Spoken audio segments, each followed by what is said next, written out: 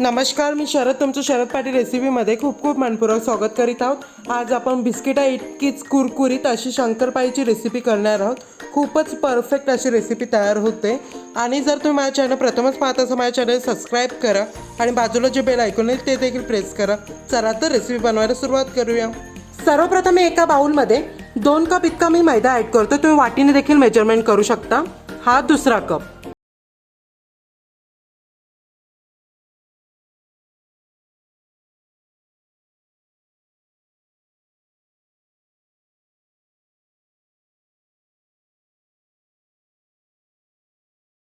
आपल्याला अर्धा कप इतका साजूक तूप यामध्ये ॲड करायचा आहे।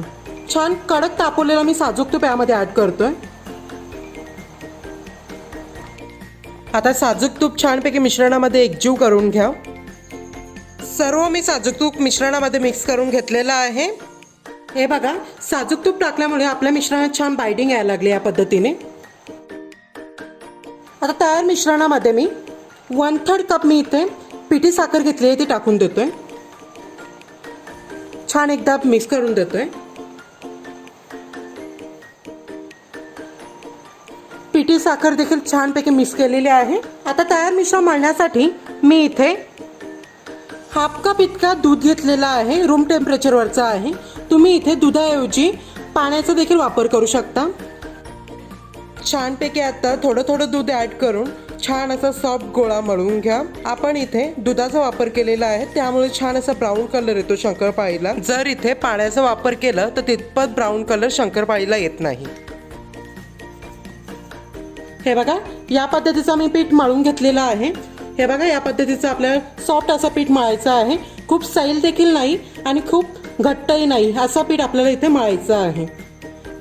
तसेच मी जेवढा मिल्क घेतलेला होता इथे तो संपूर्ण मी डवमध्ये मिक्स केलेला आहे डव मळण्याकरिता। एकदम परफेक्ट मेजरमेंट मी इथे दिलेले आहेत। आता हा तयार डव आपल्याला छान 10 ते 15 मिनिटांसाठी प्लेटने कव्हर करून ठेवून द्यायचा आहे। 15 मिनिटं झालेले आहेत। आता प्लेट काढून देतोय। आपला डव बघा, या प्रकारे डव आपण रेस्टला ठेवला की आपल्या शंकरपाळ्यांना छान असे लेयर्स पडतात।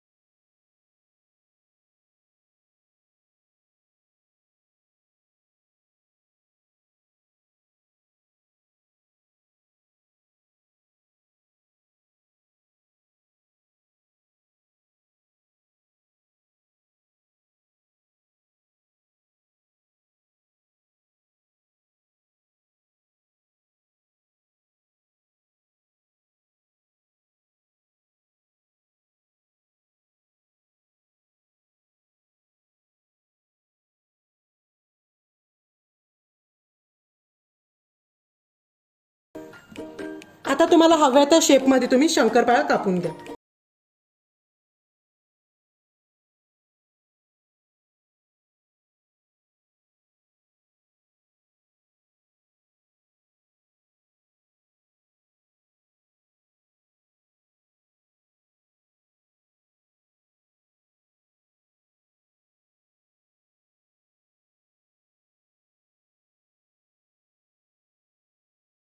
शंकरपाळ्या लाटून घेणार आहे।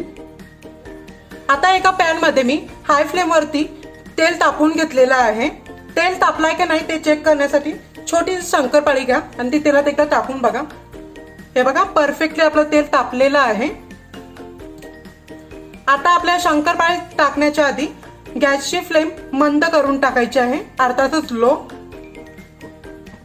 आता जेवढे शक्य होतील तेवढे बॅचेस आपल्याला तळण्यासाठी तेलामध्ये सोडून द्यायचे आहेत। शंकरपाळ्या तळताना गॅसची फ्लेम लो केल्याने काय होतं की शंकरपाळ्या आपल्या छान आतमध्ये एकसारख्या तळल्या जातात। आता आपल्या या शंकरपाळ्या छानपैकी गोल्डन ब्राऊन होईपर्यंत छान तळून घ्यायच्या आहेत।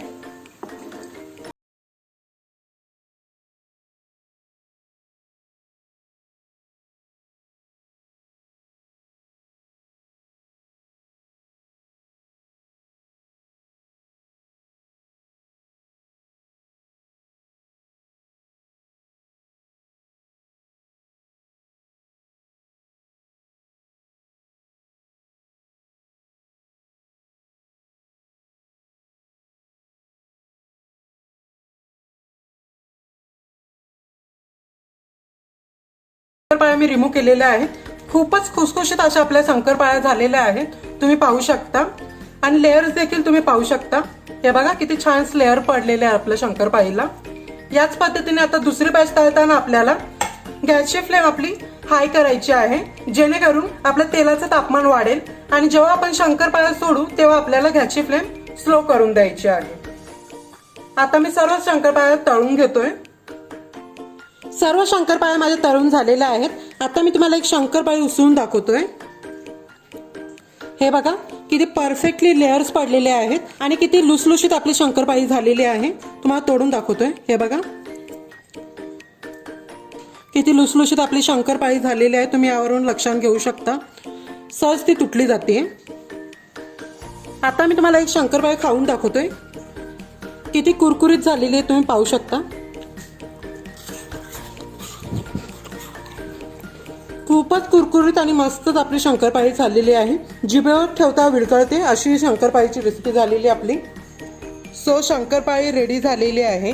तर कशी वाटली तुम्हाला ही रेसिपी मला कमेंटमध्ये आवर्जून कळवा. तसेच जर तुम्हाला हा व्हिडिओ आवडला तर व्हिडिओला एक लाईक करायला विसरू नका. आणि जर तुम्ही अजून माझा चॅनल सबस्क्राईब केला नसेल सबस्क्राईब करून घ्या. आणि बाजूला जे बेल आयकॉन येईल ते देखील प्रेस करा. तर वेळात वेळ काढून व्हिडिओ पाहिल्याबद्दल तुम्हाला सर्व रसिक प्रेक्षकांचे मनपूर्वक आभार.